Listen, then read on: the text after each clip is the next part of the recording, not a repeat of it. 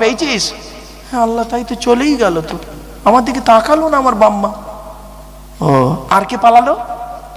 আল্লাহ, সে বউটাকেও দেখতে পেলুম তো, সে তো শ্বশুর করে সরে পালালো আমার দেখে কিয়ামতের মাঠে। আর কে গেল?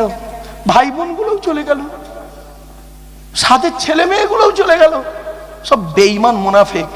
তখন আল্লাহ বলবে, হ্যাঁ বোকা, কিয়ামতের মাঠে বেঈমান মুনাফিক বললে আর হবে? পৃথিবীতে তোকে বলেনি কেউ? আমার কোরআনের আয়াত দিয়ে তোদের কেউ বোঝায়নি? কোনো আলেম তোদের বলেনি? কখন আল্লাহ?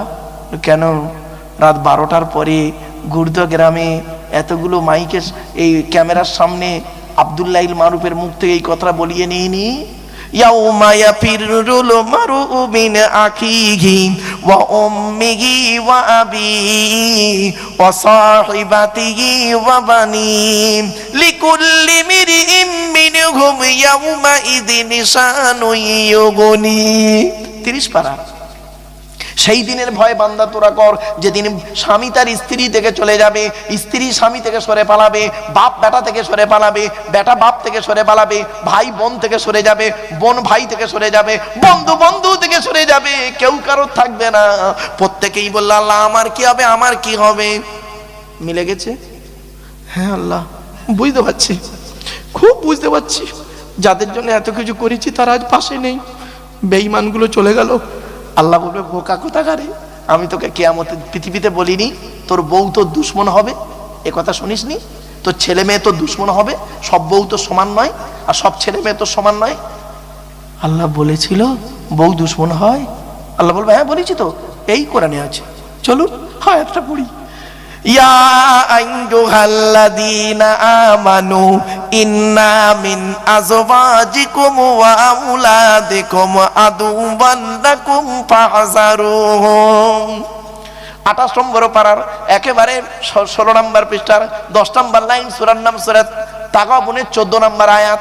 হে ইমানদার বান্দাগণ, তোদের অনেক স্ত্রী আছে, সব স্ত্রী নয়, অনেক স্বামী আছে, সব স্বামী নয়, অনেক স্বামী আছে, অনেক স্ত্রী আছে তোদের দুশ্মন। কত স্ত্রী আছে পরকিয়া করে স্বামীকে মেরে দিয়েছে, ঠিক না বেঠিক?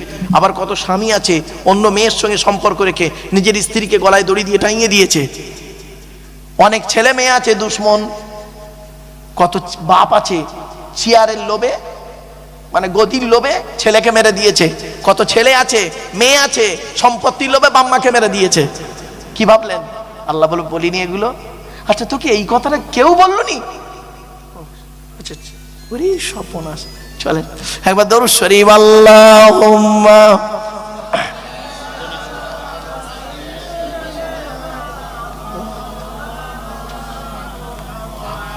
আড়াই ঘন্টা কখন হয়ে গেছে?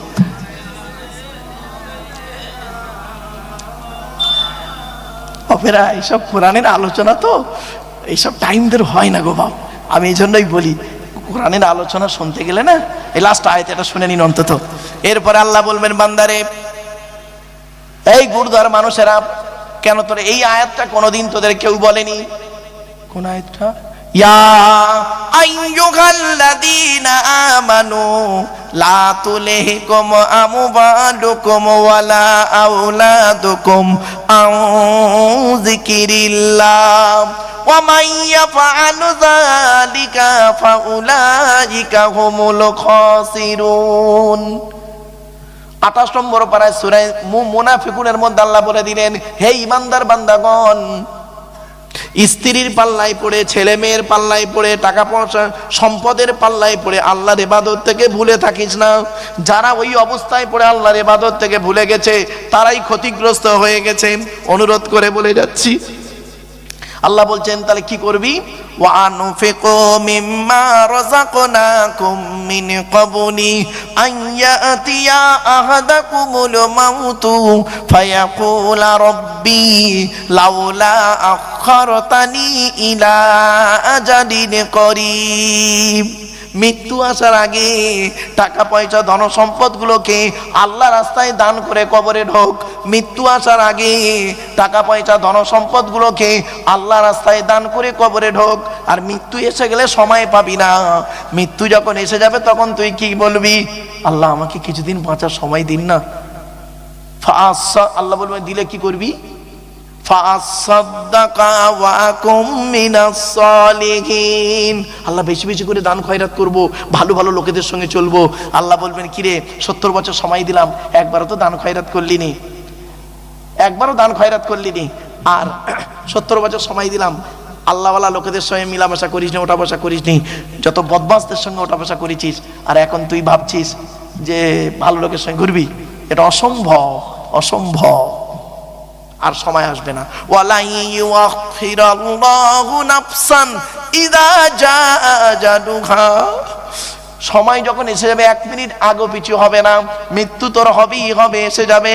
এজন্য অনুরোধ করে বলে যাচ্ছি, বাপ চলে গেল, মা চলে গেল, ভাই চলে গেল, বোন চলে গেল, দাদা দাদি, নানা নানি, খালা খালু, ফুপা ফুপু, মামা মামি, শ্বশুর শাশুড়ি, আত্মীয় স্বজন চলে গেল আল্লাহর ঘরের জন্য। ওই ব্যক্তির কাছে আমি একটু ভিক্ষা চাইবো, বাপের আল্লাহর ঘরের জন্য। বর্তমান সময়ের কিছু গতানুগতিক বক্তার মতো ওয়াজ শুনতে চান না নবীজি যেভাবে ওয়াজ করতেন সেই ওয়াজ শুনতে চান? এখন আমাদের জানতে হবে নবীজি কিভাবে ওয়াজ করতেন, ঠিক কিনা? চলেন হাদিসটা জেনে নিই। হাদিসটা কোথায় আছে? মিশকাত শরীফে আছে, বুখারী শরীফেও হাদিসটা আছে। বর্ণনাকারী কে? হযরতে আব্দুল্লাহ ইবনে মাসউদ রাদিয়াল্লাহু তাআলা আনহু, তিনি বর্ণনা করছেন। আচ্ছা, আব্দুল্লাহ ইবনে মাসউদ রাদিয়াল্লাহু তাআলা আনহু কে ছিলেন? তিনি ছিলেন নবীর একজন সাহাবী, অপরদিকে নবীর একজন খাদিম, অপরদিকে একজন ফাকিহ, অপরদিকে ছিলেন একজন খুব ভালো হাফিজ এবং খুব ভালো যোগ্যতা সম্পন্ন মানুষ। আর কি বলবো, সেই আব্দুল্লাহ ইবনে মাসউদ রাদিয়াল্লাহু তাআলা আনহু তিনি ছিলেন নবীর খাদিম। কিরকম খাদিম? আল্লাহ রসুলের জুতো মোবারক বইতেন, আল্লাহ রসুলের পাগড়ি মোবারক বইতেন, আল্লাহ রসুলের জুব্বা মোবারক বইতেন, আল্লাহ রসুলের মেসওয়াক মোবারক বইতেন, লোটা, এগুলো বইতেন, রাসূলুল্লাহর সঙ্গে থাকতেন। তিনি বর্ণনা করছেন আল্লাহর নবী ওয়াজ করতেন। কবে ওয়াজ করতেন শুনে নিন। বৃহস্পতিবার দিনগত রাতে এশার নামাজের পরে সাহাবীদেরকে নিয়ে গায়ে গায়ে বসে টু দি পয়েন্টের উপরে নবীজি আমাদের বুঝিয়ে বুঝিয়ে ওয়াজ করে শোনাতেন। তাহলে 5টা পয়েন্ট পেলাম। ওয়াজের উত্তম রাত কোনটা? বৃহস্পতিবার দিনগত রাত। আজকে রাতটা কি আছে? তাহলে হাদিসটা মিলে গেল 1 নাম্বারটা। 2 নাম্বার, নবীজি ওয়াজ করতেন কখন? আপনারা এখানে ওয়াজ শুনতে বসেছেন কখন? তাহলে 2 নাম্বারটা মিলে গেল। 3 নাম্বার, নবীজি কাদেরকে নিয়ে ওয়াজ করতেন? সাহাবীদেরকে নিয়ে ওয়াজ করতেন। এখন নবীও নেই, সাহাবীও নেই, এখন আছে কারা?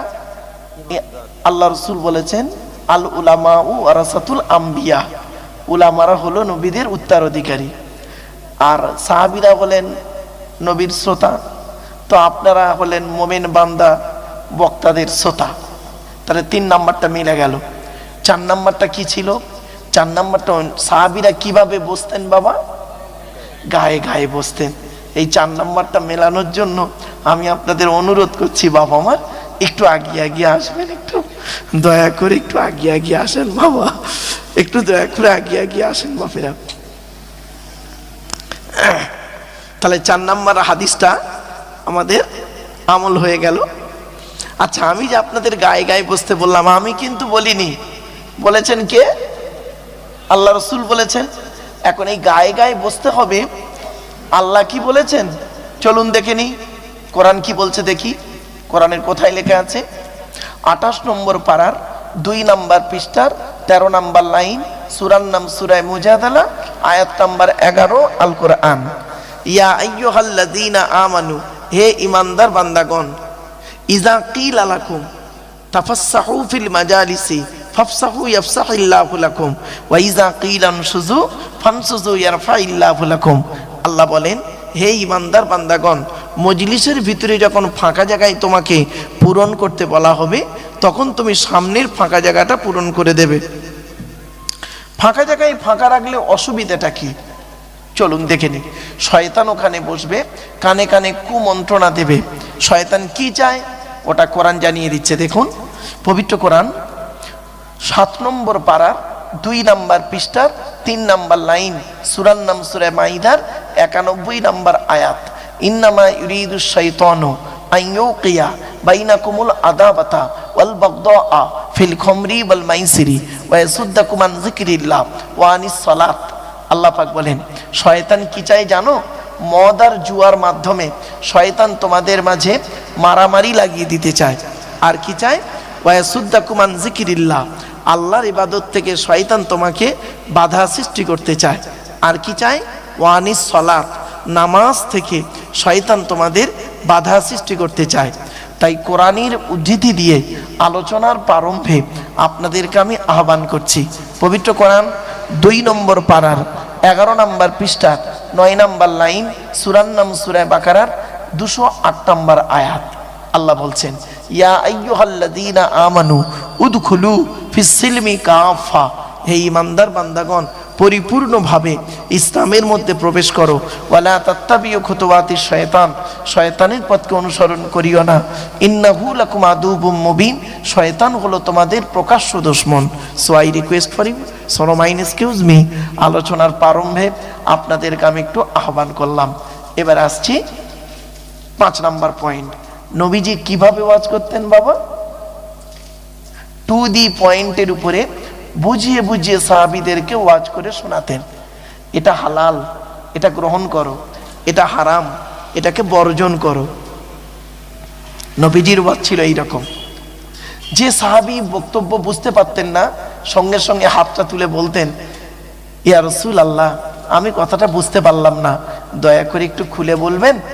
আল্লাহর নবী রেগে যেতেন না, মুচকে হেসে নবীজি তাকে সুন্দর করে বুঝিয়ে দিয়ে বলতেন আফাইমতা বিহাদাস সাদাত, এবার তুমি বুঝতে পেরেছো?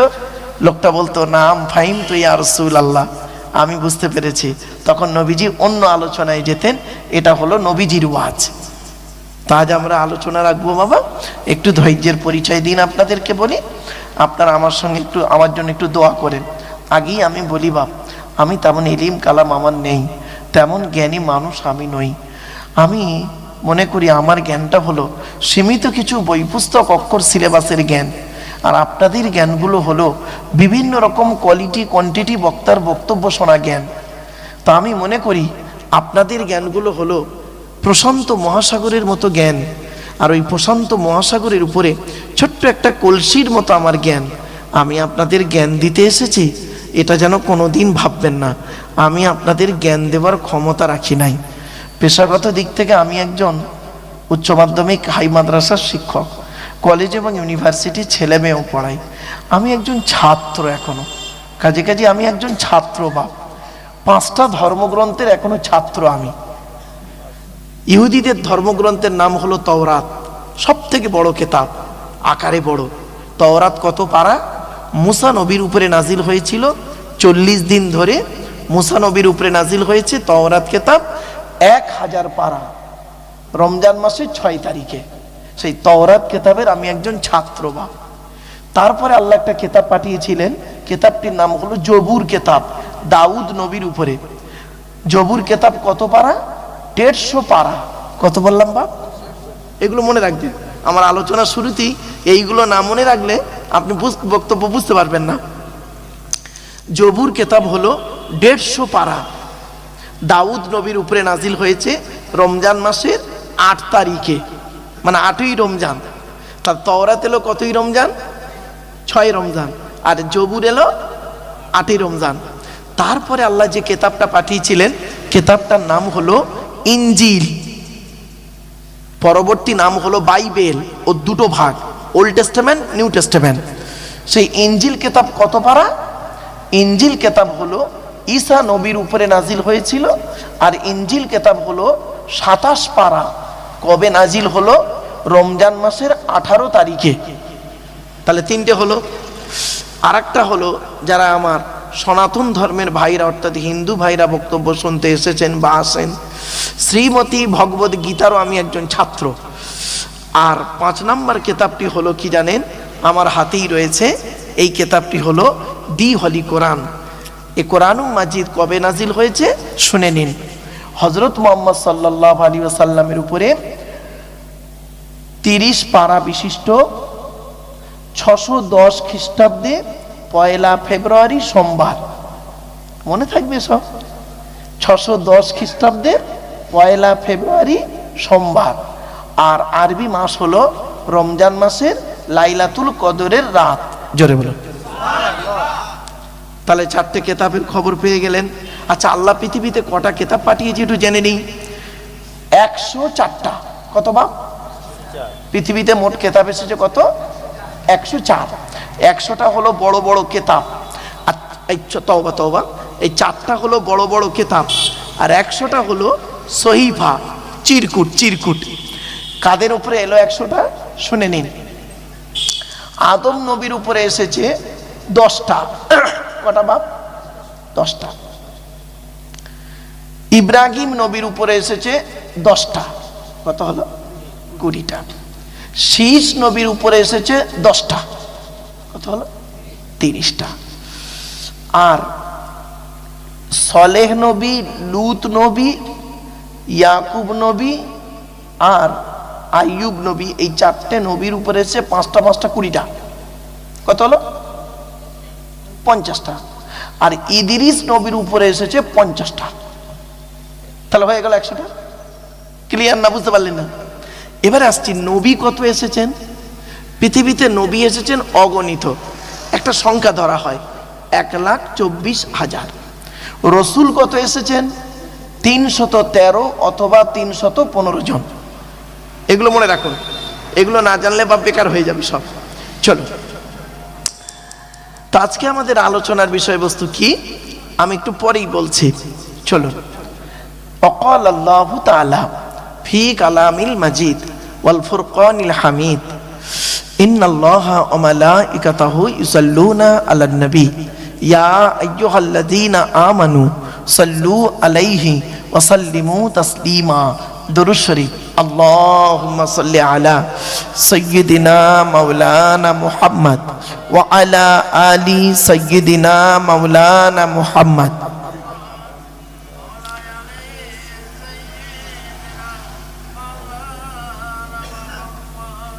আমার বাপেরা, একটা কথা আপনাদের বলি, আমরা জলসা দিই কেন জানেন? জলসা দেন কেন? 3টে কারণে জলসা দেওয়া হয়। কটা বাপ? আমার সঙ্গে একটু কথা বলেন। 3টে কারণে জলসা দেওয়া হয়। 1 নাম্বার কি? অজানাকে জানা। কি বললাম? অজানাকে জানা। 2 নাম্বার কি? ভুল সংশোধন করা। কি বললাম বাপ? ভুল সংশোধন করা। কি ভুল সংশোধন হবে? একটু দাঁড়ান, একটু দাঁড়ান, এখানেই বুঝতে পারবেন কি ভুল সংশোধন হচ্ছে। আর অজানাকে জানা, কি অজানা জানা? একটু ধৈর্যের পরিচয় দিন। 3 নাম্বার হলো কিছু পরামর্শ নিয়ে নেওয়া। কি বললাম বাপ? আচ্ছা, কি পরামর্শ দেব? আমি নিজের থেকে কোনো পরামর্শ দেব না আপনাদের। According to Islamic law, not only according to Indian law, according to Islamic law, এই আল্লাহর বিধান থেকে আমি কিছু আপনাদেরকে পরামর্শ দেব। আর tradition of prophet Muhammad Mustafa সাল্লাল্লাহু আলাইহি সাল্লাম, অর্থাৎ আল্লাহ রসুলের মুহাম্মদ সাল্লামের আখিরি নবীর কিছু হাদিস থেকে আপনাদের পরামর্শ দেব। এই কোরআন আর হাদিসের পরামর্শগুলি যদি আমি এবং আপনি পৃথিবীতে চলতে পারি, মেনে চলতে পারি, আশা করি শান্তিতে থাকতে পারবো, ইনশাআল্লাহ পরকালে জান্নাত পাবো। ব্যাস, এই 3টে কারণে জলসা দেওয়া হয়, অন্য কোনো কারণে জলসা দেওয়া হয় না। আমরা কিন্তু এই 3টেই কিন্তু ঠিক মতো পালন করি না। কিছু অজানা জিনিস জানবো, এই উদ্দেশ্যেই বসেন। কিছু ভুল সংশোধন করব, এই উদ্দেশ্যে বসেন। কিছু পরামর্শ নেওয়া হবে। চলো আলোচনা করি। আরেকটা কথা আপনাদের বলে যাচ্ছি, যখনই জলসা শুনতে যাবেন, দয়া করে আপনারা একটা জিনিসের উত্তর এই জলসার মজলিস থেকে খুঁজে বের করে তবে বাড়ি যাবেন। একটা প্রশ্নের উত্তর বাপ, খুঁজে উত্তরটা খুঁজবেন, এখানে খুঁজে নিয়ে তবে বাড়ি যাবেন। কি? শুনে নিন। বলবো? হ্যাঁ? কেন? কি বললাম? জোরে বলুন। কেন? ওয়াই? কেন? গালে দাড়ি রাখলেন কেন? মাথায় টুপি দিয়েছেন কেন? গরু হলো 4 পায়ে, শুকুর হলো 4 পায়ে। মুসলমান গরুর গোস্ত খায়, শুকুরের গোস্ত খায় না কেন? কেন কোরআনে শুকুরের গোস্ত 4 জায়গায় হারাম লেখা আছে? মদ আর মধু, মদ আর মধু, কোরআনে কেন মদটা হারাম আছে 4 জায়গায়? মধুটা কেন হালাল? আপনি পেশাব ফেললেন এক জায়গা থেকে, পায়খানা ফেললেন আর এক জায়গা থেকে, ওই জায়গাটাই 3 বার ধৌত করলে তো হয়ে যেত। তা কোরআনে কেন বলা হলো অজু, নামাজ পড়তে গেলে অজু করো, আর অজু করতে গেলে হাত ধুতে হবে, মুখ ধুতে হবে, পা ধুতে হবে? এর সঙ্গে এর কিসের সম্পর্ক? কোনোদিন ভাবিনি। কেন করবেন আপনি? আপনি পুরুষ লিঙ্গের আগার চামড়া কেন কাটবেন? কি যুক্তি আছে, কি বিজ্ঞান আছে, কি দরকার ছিল ওটা কাটা? আমাদের তো আপনাদের এখানে কি বলেন ভাই? হাজাম, হাজাম, হাজাম বলে, হাজাম বলেন তো নাকি? হ্যাঁ, আপনাদের এখানে হাজামরা কেটে দেয়, আমাদের হাজামরা কেটে দিয়েছে। তা মুহাম্মদ সাল্লাল্লাহু আলাইহি ওয়াসাল্লামের মুসলমানি কে করে দিয়েছিল? ভাই মুসলমানি সর্বপ্রথম কে হয়েছিল? কেন হয়েছিল? কি কারণে হয়েছিল? ইতিহাসটা কি একটু জানার দরকার আছে, ঠিক না বেঠিক বাপ? আমি একটা একটা করে আপনাদের বলবো।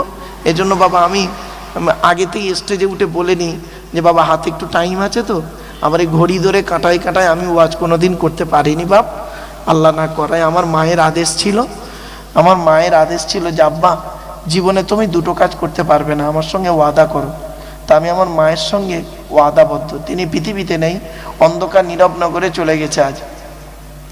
1 নম্বর বলেছিলেন, আব্বা তুমি যতদিন ওয়াজ করবে আমার সঙ্গে ওয়াদা করো বেওয়াজুতে কোনোদিন ওয়াজ করতে পারবে না।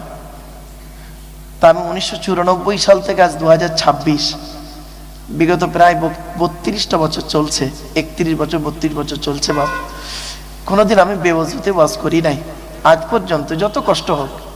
আর 2 নম্বর আমাকে বলেছিলেন তুমি আমার সঙ্গে আর একটা ওয়াদা করো, ঘন্টা ধরে ওয়াজ করবে না, ঘন্টা ধরে। বললাম কেন মা, টাইমের কি কোনো দাম নেই? বললো হ্যাঁ, ওটা কমিটির দেওয়া টাইম, কিন্তু আল্লাহর সঙ্গে ওটা কন্ট্যাক্ট নয়। বললাম কেন? বলছে ধরো কমিটি তোমাকে টাইম দিল 9টা থেকে 11টা, জাস্ট একটা টাইম, তোমাকে 2 ঘন্টা টাইম দিল, তুমি 2 ঘন্টায় উঠলে ওয়াজ করলে, কি ওয়াজ করেছো?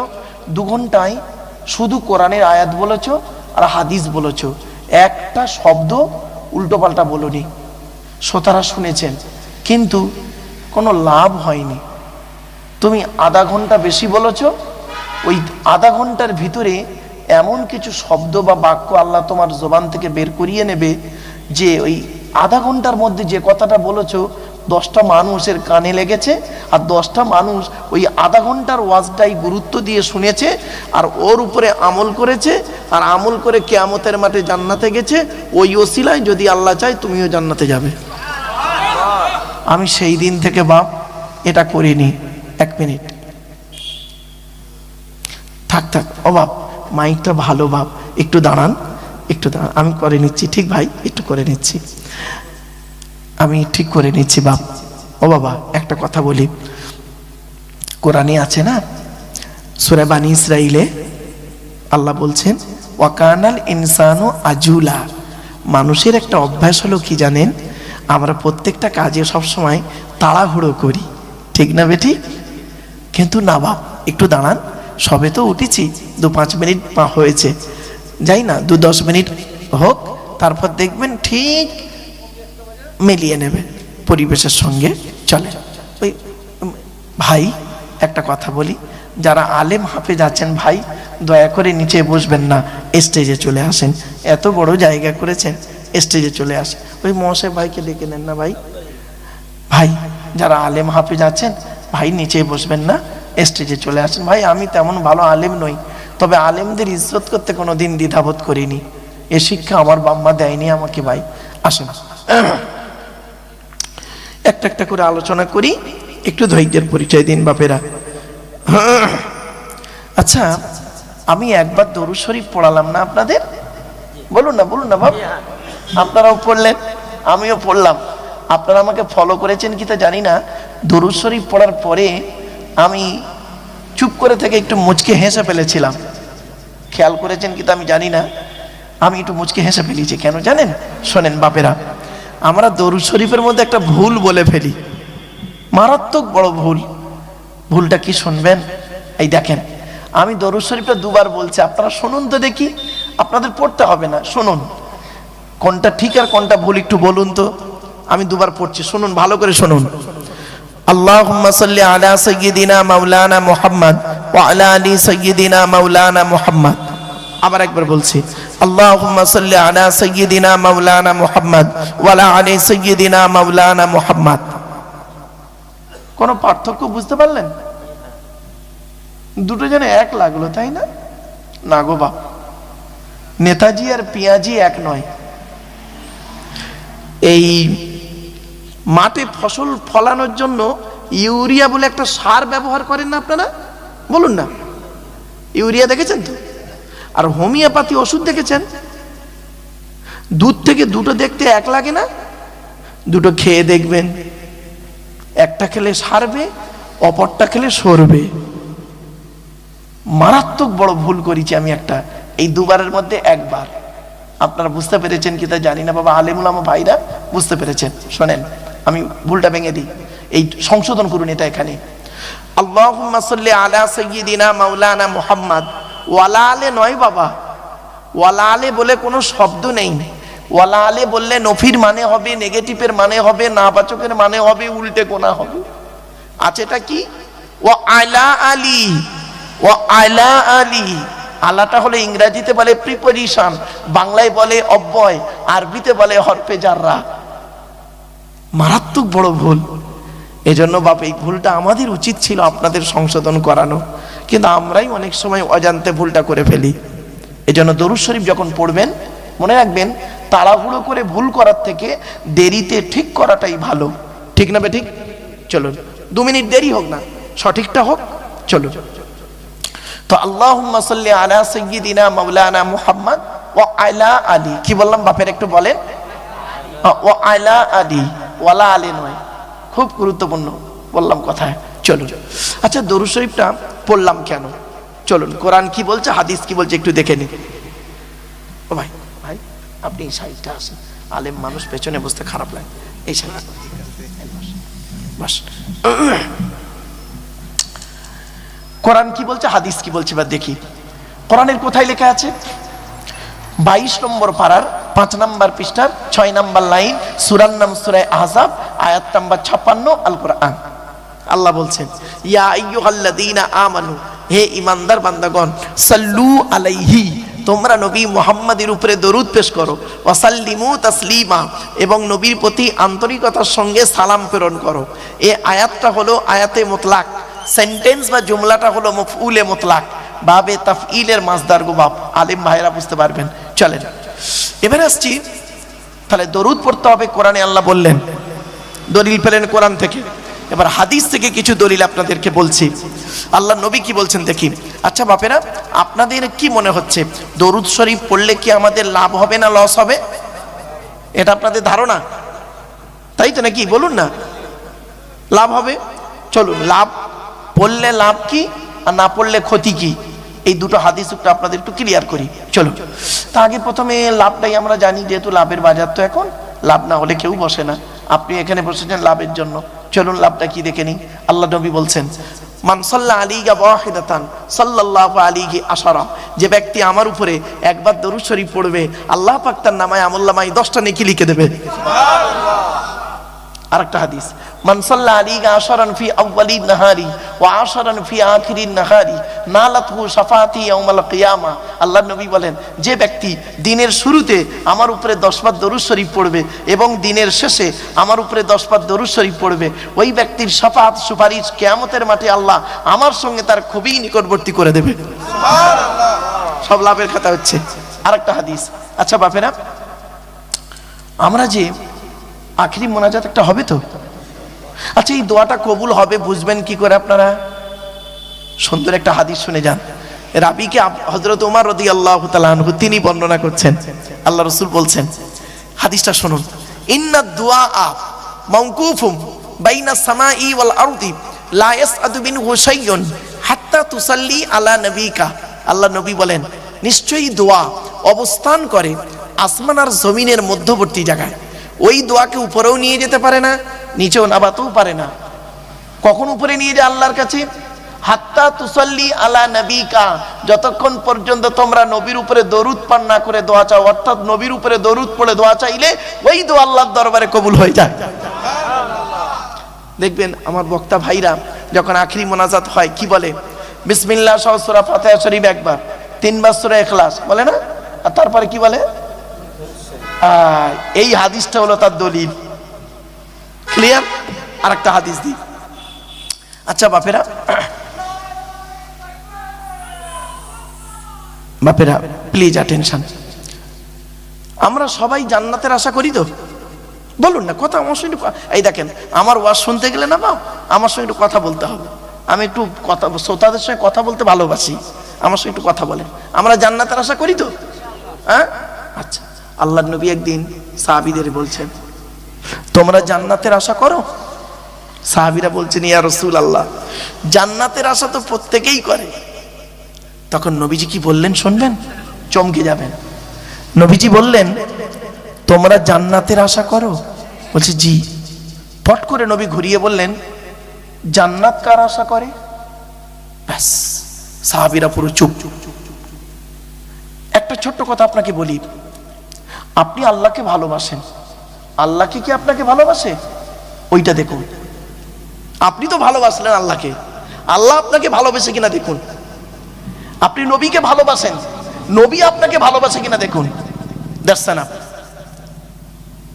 যদি আপনি উত্তরটা পেয়ে যান যে আল্লাহ আমাকে ভালোবাসেন, তাহলে জানবেন জীবনে সাকসেসফুল। যদি আপনি উত্তরটা পেয়ে যান যে নবী আমাকে ভালোবাসেন, তাহলে জানবেন জীবনটা সাকসেসফুল। ঠিক না বেঠিক? আপনি নবীকে ভালোবাসছেন, কিন্তু নবী কি আপনাকে ভালোবাসে? আপনি জান্নাতকে ভালোবাসেন, জান্নাত কি আপনাকে ভালোবাসে? চলুন দেখে নিই হাদিস। আল্লাহ নবী বলছেন,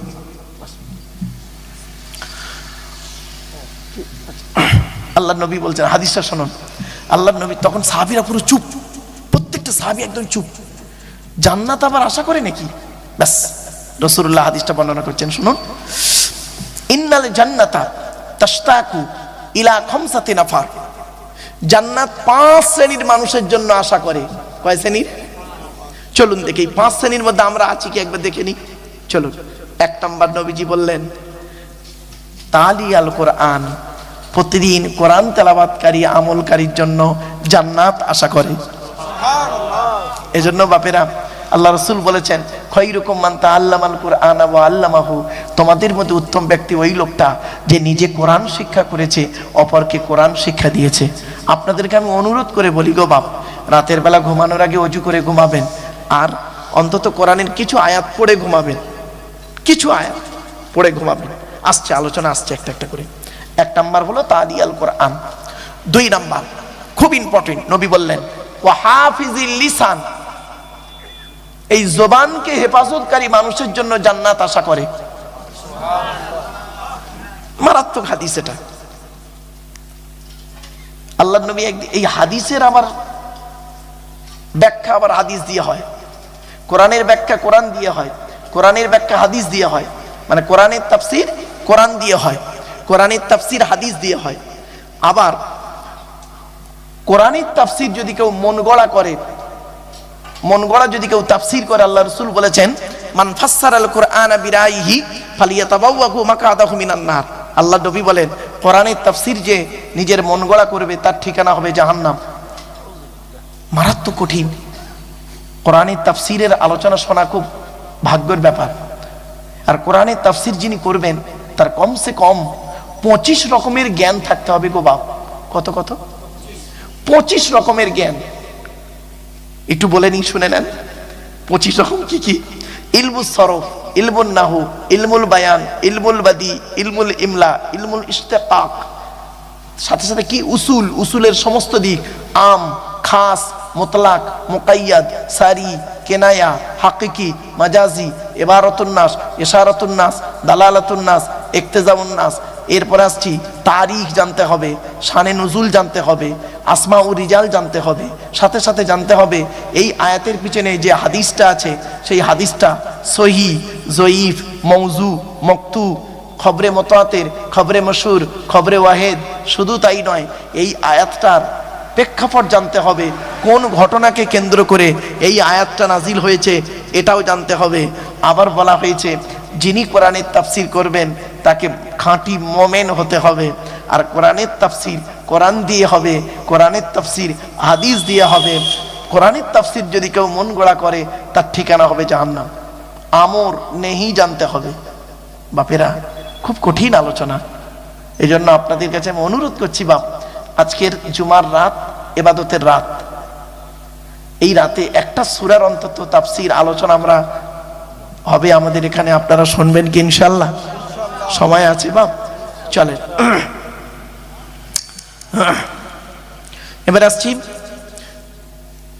ওয়াহাফিজিল লিসান। রাসূল বললেন জবানকে হেফাজতকারী মানুষের জন্য জান্নাত আশা করে।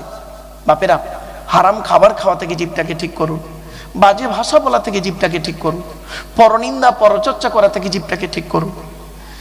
এই হাদিসের ব্যাখ্যায় আবার একটা হাদিস এসছে, দেখুন বুখারীর হাদিস। আল্লাহ নবী একদিন সাহাবীদেরকে বলছেন, তোমরা আমাকে দুটো জিনিসের গ্যারান্টি দেবে? হঠাৎ রাসূল